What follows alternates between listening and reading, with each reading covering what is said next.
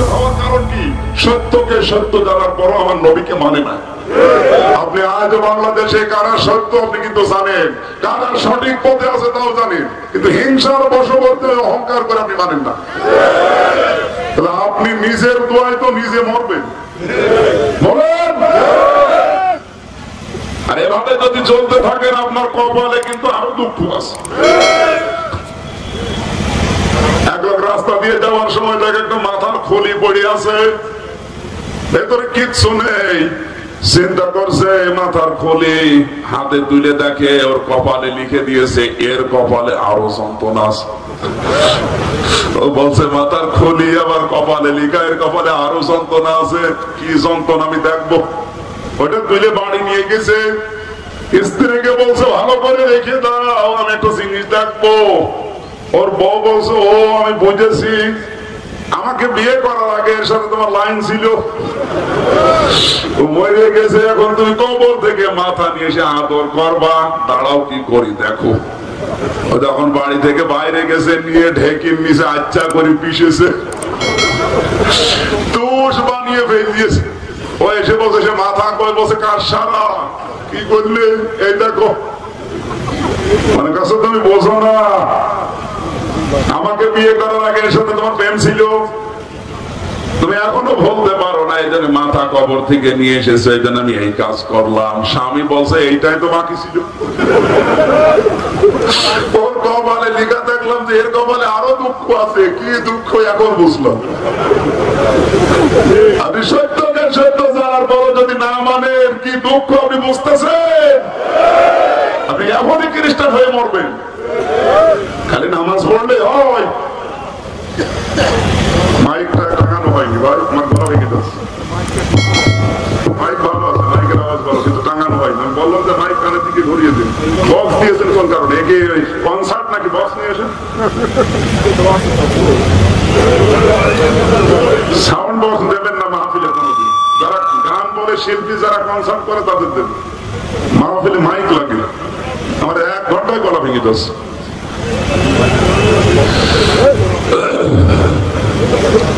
সুবহানাল্লাহ ওয়ালহামদুলিল্লাহ লা ইলাহা ইল্লাল্লাহ, সুবহানাল্লাহ ওয়ালহামদুলিল্লাহ লা ইলাহা ইল্লাল্লাহ, লা ইলাহা ইল্লাল্লাহ মুহাম্মাদুর রাসূলুল্লাহ।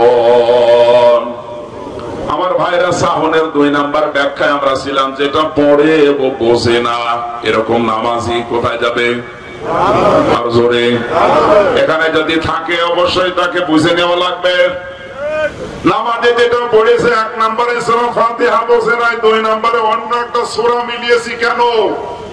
আপনি কোরআন শরীফ একটা সামারাইজ করে দেখবেন, প্রত্যেক নামাজে আল্লাহ ফরজ নামাজের পরে সূরা ফাতিহার পরে 3 আয়াত অথবা বড় 1 আয়াত পড়ার একটা সিস্টেম দিয়েছেন নাকি?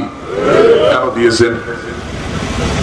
আপনি যদি 7 দিন একাধারে যত ওয়াক্ত নামাজ পড়েন, ফরজ, ওয়াজিব, সুন্নত, এই নামাজগুলো যদি আপনি হিসাব করে প্রতিটি সূরা ফাতিহার পরে 3টা করে আয়াত মিলাতে পারেন, 7 দিনে পড়া কোরআন শরীফ আপনার খতম হয়ে যাবে। তাও নামাজে আর যদি বুঝে পড়তে পারেন, আপনি তো শোনায় সোহাগা।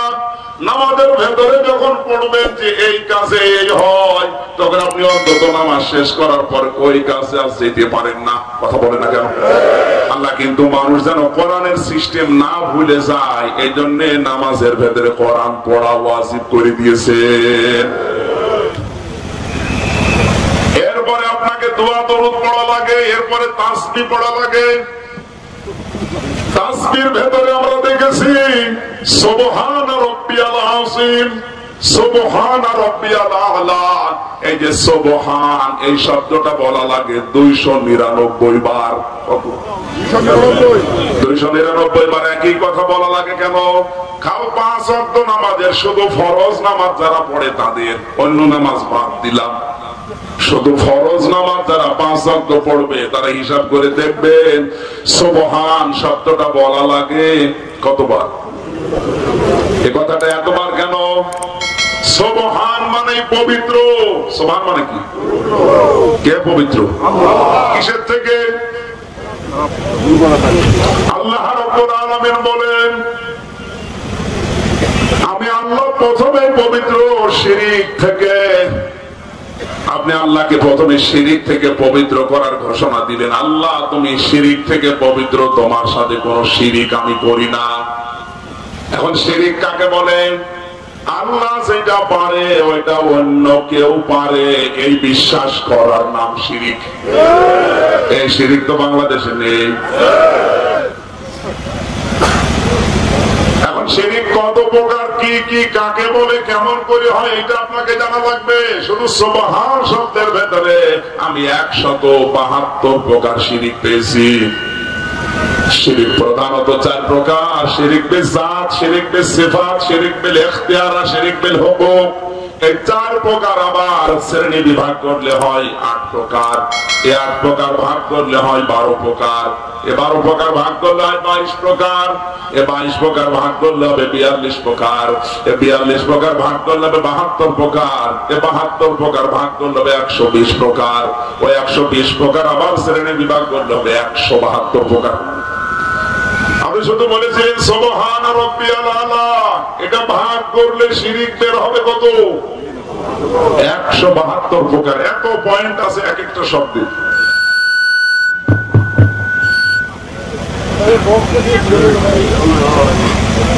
আমার বন্ধুরা,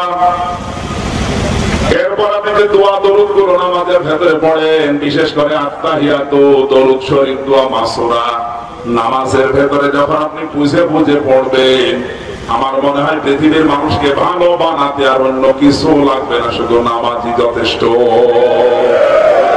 এই জন্য আল্লাহ গ্যারান্টি দিয়ে বলেছেন ইন্না সালাতা তানহা আনিল ফাহশাই ওয়াল মুনকার। অবশ্যই নামাজ মানুষকে অন্যায় কাজ থেকে বাঁচাবে। বাঁচাবে তা না, বাঁচাবে। আল্লাহ যদি গ্যারান্টি দেয়, উনি আন্দাজে দিয়েছে না, এগুলো গবেষণা করে দিয়েছে। এখানে নামাজের ভেতরে আপনি যা পড়েন আপনি তো বোঝেন না। এজন্য আপনি যদি না বুঝে পড়েন, ওই নামাজ আপনাকে অন্যায় কাজ থেকে বাঁচানোর যোগ্যতা রাখে না। সুতরাং এখন থেকে অন্তত সূরা ফাতিহা আর অন্য 4টা সূরার অর্থ আপনাকে জানা লাগবে।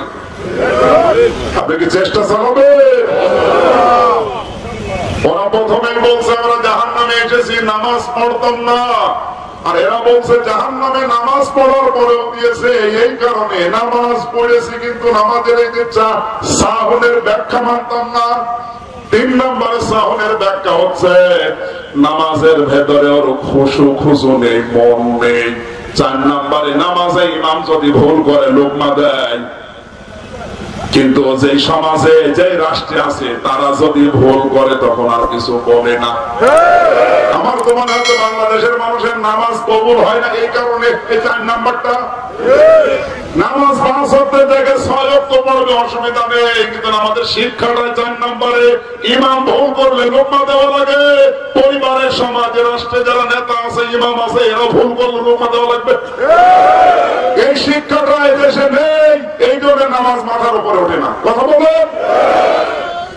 সুতরাং এখানে দল দেখা যাবে কোন দলীয়করণ, আত্মীয়করণ নেই।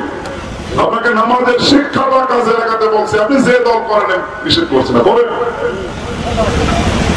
নামাজের শিক্ষাটা যদি নিয়ে আসতেন, আপনি আর উল্টা পাল্টা দলও করতে পারবেন না। কথা বলেন না কেন?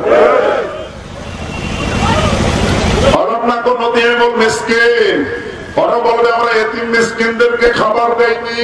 এতিম মিসকিন কাকে বলে? দারিদ্র্যমুক্ত সমাজের জন্য যারা কাজ করে না, শুধু নিজে খেয়ে পরে বাঁচবো, অন্য লোকের খবর নেব না, এই চরিত্রের মানুষ মুসলমান দাবি করলেও জাহান্নামে যাবে। আমার তো মনে হচ্ছে এই চরিত্রের মানুষ এখন বাংলাদেশে কম বেশি আছে। শুধু নিজে খাবো, নিজে পড়বো, নিজের আখের গোছাবো, আর মানুষের খোঁজ খবর নেব না। না, এদিক থেকে প্রধানমন্ত্রী স্বতন্ত্র, উনি শুধু নিজে খাবে, নিজে পড়বে না। দেশের মানুষ সবাই যেন দারিদ্র মুক্ত হয়, এই জন্য কর্মসূচি নিয়েছে। কি সেটা কি? দারিদ্র মুক্ত সমাজের জন্য যতগুলো প্রকল্প হাতে নিয়েছে, তার 1 নম্বরে একটি বাড়ি একটি খামার, এটা অন্যতম। একটি বাড়ি একটি খামারে উদ্যোগটা নেওয়ার কারণে হাজারো মানুষ মাথা গোজার ঠাঁই পেয়েছে, হাজারো মানুষ একটা কর্মসংস্থান পেয়েছে। কথা বলে না কেন? যদিও যেভাবে বন্টন হওয়ার দরকার ছিল ওইভাবে হয়নি। এইটাই সমস্যা। এটা বন্টন করার সময় আর দল বেতন দেখা যাবে না, কারণ সবাই আমার দেশের জনগণ। এই জায়গায় যদি কেউ পক্ষপাতিত্ব করে তাহলে ভালো কাজটা মাঠে মারা যাবে। ঠিক আছে, দারিদ্র মুক্ত সমাজের জন্য আমি উদ্যোগ নিয়েছি, কাজ করব, কিন্তু এই জায়গায় দলীয়করণ করা যাবে, আত্মীয়করণ চলবে। নবীজি এটা করেননি। এই জন্যই তিনি বলতে পেরেছিলেন খায়রুল কুরুনি করনি, আমার যুগ শ্রেষ্ঠ যুগ। কথা বলে না কেন? সুতরাং উনি একা পারবে না, ওনার সাথে আমাদেরকেও যোগ দেওয়া লাগবে। দারিদ্র মুক্ত সমাজ গঠন করার জন্য ভূমিকা আপনারও থাকা লাগবে।